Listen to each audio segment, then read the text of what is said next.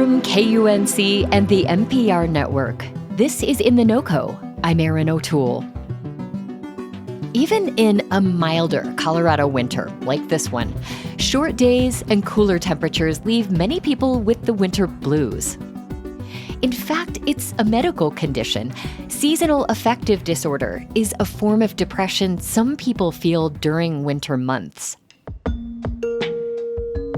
My guest today offers a sort of relief for the winter blues if we're willing to step outside, give our phones a rest, and tune in to our surroundings. Rachel Urich is a 4-H health and well-being specialist with Colorado State University Extension in Adams County. In a recent article, she explores how keeping a nature journal can help us appreciate the coldest months just a bit more.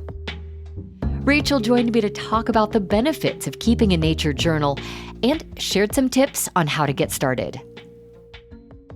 I think we often think of the winter as a time where there's not much going on.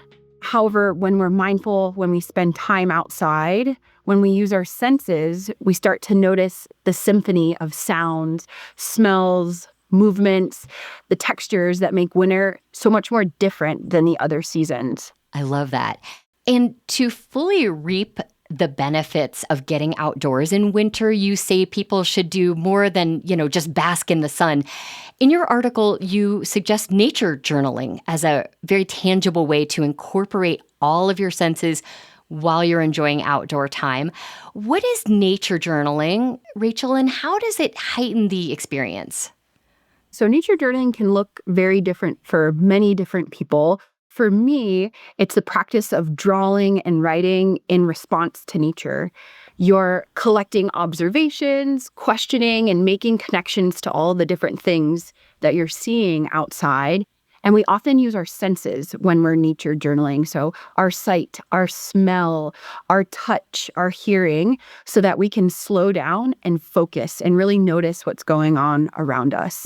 And that allows us to document all of those things. Rachel, I'm curious what your journal entries are like. So we asked you to bring your journal along. I wonder if you could read a short excerpt from one of the entries.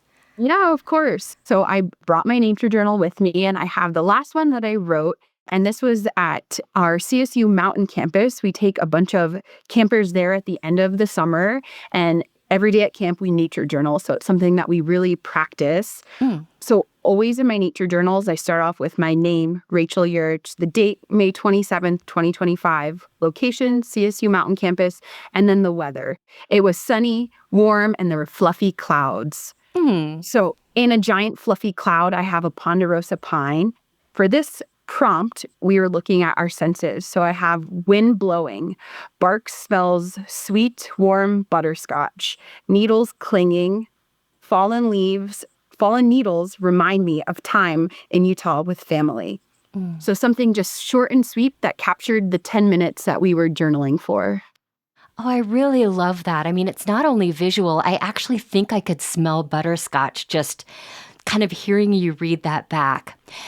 And you say that you don't have to be a great artist. I mean, you drew a fluffy cloud to kind of remind you. What tips do you have for people who maybe say, I'm not good at art, I'm not good at writing. Can I do this?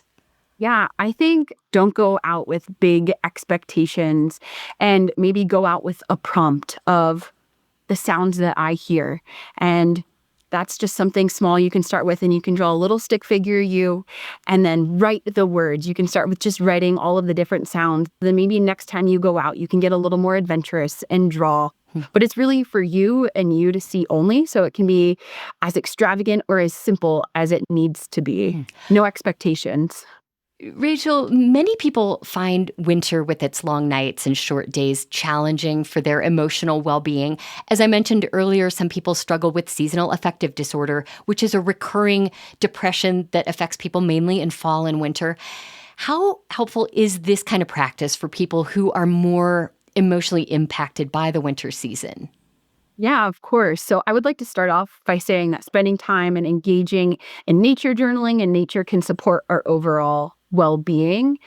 but it should be used alongside and not in place of care from medical professionals. So these are tools that can help us. But that small amount of time, even just stepping out onto our balcony, opening a window, looking outside, can start to slow us down and not think of winter kind of as this box. We're stuck inside. It allows us to get out and just explore a little bit more.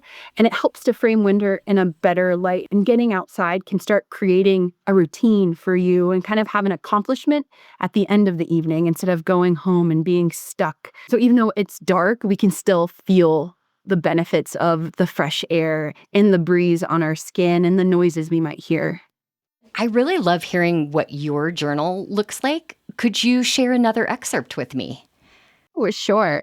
I do a nature journaling after school program, and this was with middle school students. So this was April 24th, 2024, 3:39. So right after school time at Trailside Academy in North Denver. And it was 75 and sunny.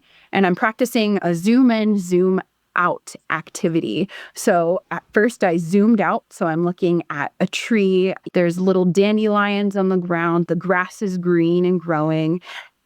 And then I zoom in just a little bit more and you see the flower that's on the tree. I've got white petals. You can see the pollen on the inside of the flower. And I take it one step further and I zoom in on the actual stamen that's in the inside of the flower and I draw it as close as I can.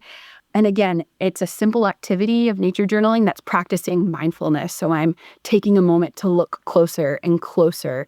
And I'm so focused on that I don't really have to focus on anything else going on. I love that.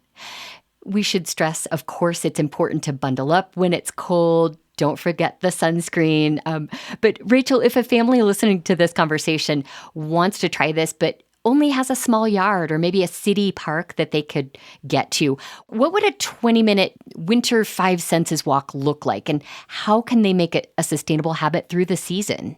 Yeah, I think for families starting out small, if you think of it as an adventure, we're going to go look for the most interesting thing we see tonight, or we're going to go count as many sounds as we can, or we're going to go on a scavenger hunt. So reframing it to make it sound like something really fun. And our adults showing interest and excitement for it will often get our kiddos excited for it. Even like a little competition. Let's see who can count the most. And then if it's really cold, don't worry about drawing when you're outside. Wait till you come back inside and set up paper and pens. And that can be a time to come back inside and do the actual nature journaling.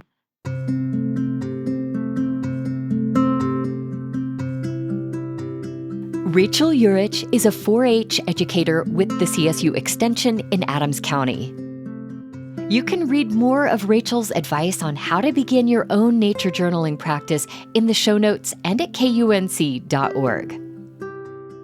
And for more tips on experiencing the outdoors with all 5 senses, we'll also share a link to our recent conversation with a guide to a practice called forest bathing. That's it today for In The NoCo. I'm Erin O'Toole. Thanks so much for listening.